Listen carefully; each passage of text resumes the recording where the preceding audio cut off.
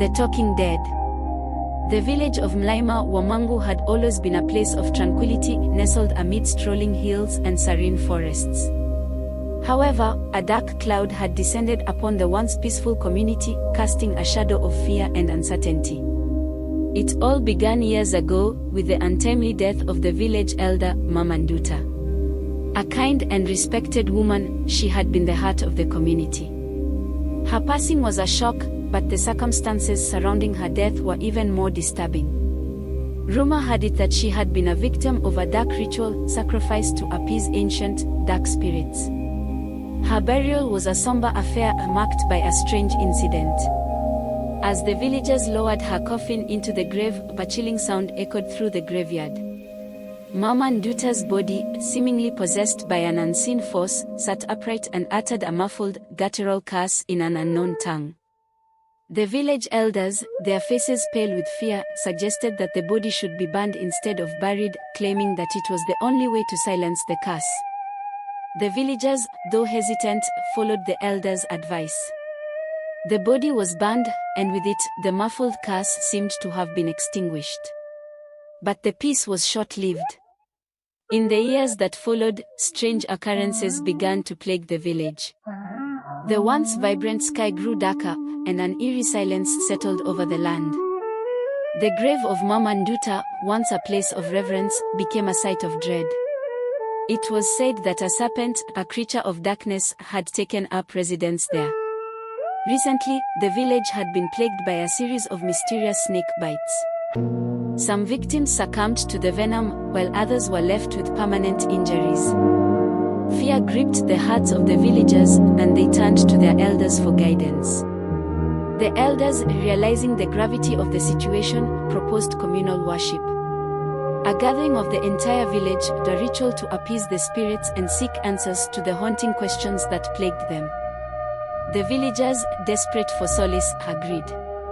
As the day of the communal worship approached, a sense of hope and trepidation filled the air. Would the spirits heed their plea? Would they reveal the truth behind the curse and the serpent's presence? Only time will tell.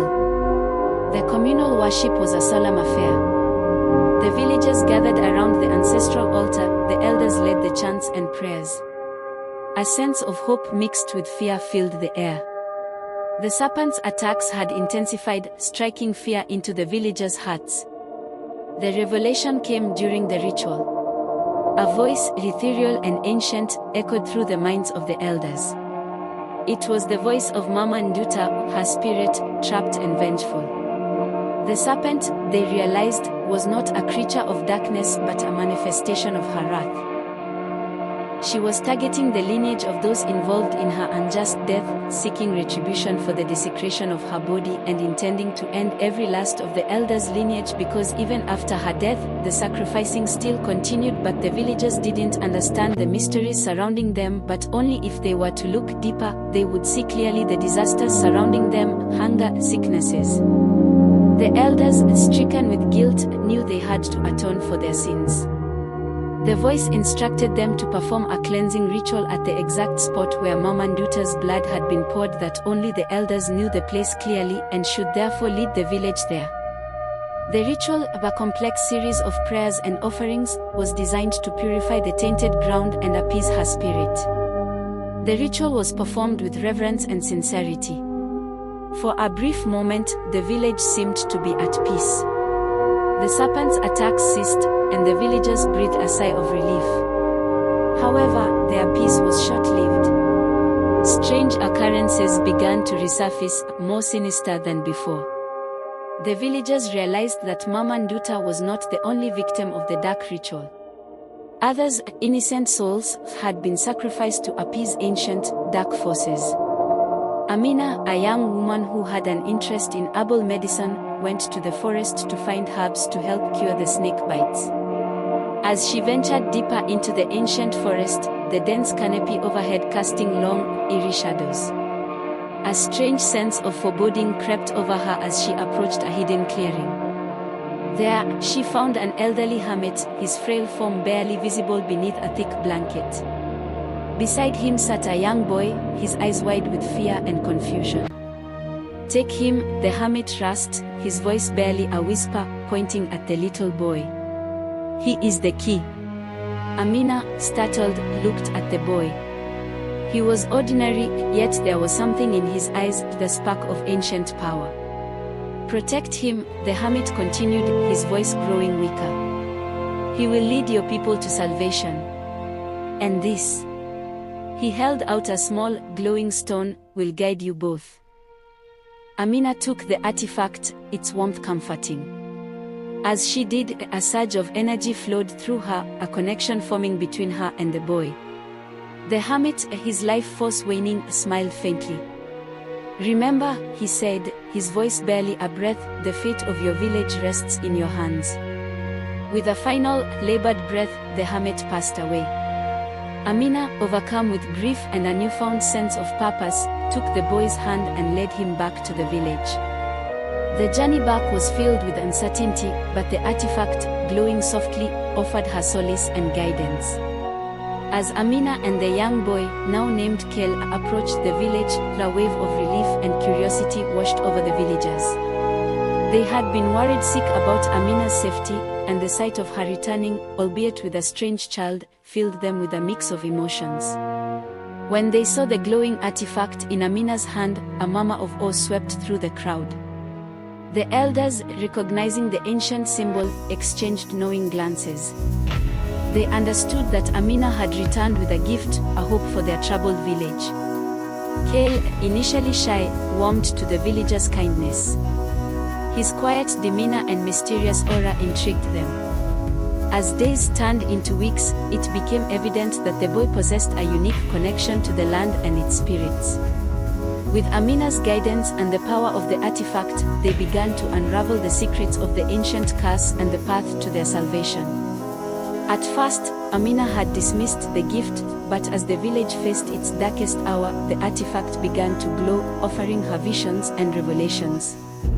Through these visions, Amina learned that the village was cursed, not just by Mama Nuta's spirit but by a broader, more sinister force because the rituals had taken place for decades. The evil spirits had scattered all over the whole village, and that's why the village has been struck by drought and hunger for decades. To break the curse, they would need to cleanse not only the physical realm but also the spiritual. Amina, guided by the artifact, led the villagers in a series of cleansing rituals, purifying their homes, their fields, and their minds. They had to collect certain artifacts, collect herbs and mix with incense and burn all together in a communal fire and allow the smoke to move around the village freely, cleansing every part of it and capturing every form of negativity the smoke finds on the way. This had to continue for some time until the smoke calmed down and the fire extinguished on its own, and only then would they know they were free of the curse. The villagers united under Amina's leadership and worked tirelessly to rid themselves of the darkness. They performed ancient rituals, chanted sacred mantras, and offered sacrifices to appease the spirits. That day rain poured, an indication that the curse had been truly lifted and completely cleansed. Slowly but surely, the village began to heal. The serpent's attacks ceased, and the eerie silence that had enveloped the community was replaced by the sound of laughter and joy. Amina, the once ordinary young woman, became the village's savior. Her courage, wisdom, and unwavering faith had saved them from the clutches of darkness. The artifact, once a mysterious object, became a symbol of hope and protection. As long as the artifact remained in the village, the people of Mlima Wamangu would be safe from the forces of evil. Th became the eye of the gods. He led the villagers in communal worship and rituals and was consulted during difficult times to offer guidance and solution to situations and problems. His presence was considered divine because ever since his coming to the village has had peace, laughter, and plenty of harvest, and even the surroundings seemed to work under his divine existence, blooming seamlessly. The artifact, a relic of ancient power, was carefully preserved in a hidden chamber within the village. It was a constant reminder of the dark times the village had endured and the miraculous way they had been saved. The villagers revered the artifact, recognizing its power to protect and guide. The chamber, a sacred space, was guarded by the village elders. Only those with pure hearts and intentions were allowed to consult the artifact. It was believed that the artifact could answer any question, offer guidance in times of trouble, and even foresee the future. However, it was also understood that the artifact's power was limited and could only be accessed by those who were truly worthy. The villagers continued to live in peace, their spirits uplifted by the presence of the artifact. They learned to appreciate the seemingly insignificant things, recognizing that even the smallest object could hold immense power. They also learned the importance of unity, compassion, and the power of the human spirit to overcome adversity. The artifact remained a beacon of hope, a symbol of the village's resilience and faith. It was a testament to the fact that even in the darkest of times, there is always light, and even the most ordinary person can become extraordinary. And so, the story of the talking dead found its end. Not in a negative way, but in a way it became a reason why the community had once chosen to unite to overcome their troubles and speak with one voice. Their actions of unity were told to generations that came. Everyone emphasized on the importance of oneness and openness. Also, it was taught through communal gathering that every life has importance, big or small, they all must embrace it. Every choice or decision has consequence, positive or negative, so in whatever decision one makes, they should be ready to face the consequences. The village of Mlima Wamangu was known as the most united village to ever exist. I hope you've enjoyed this story. If you have, please subscribe to this YouTube channel for more stories like this.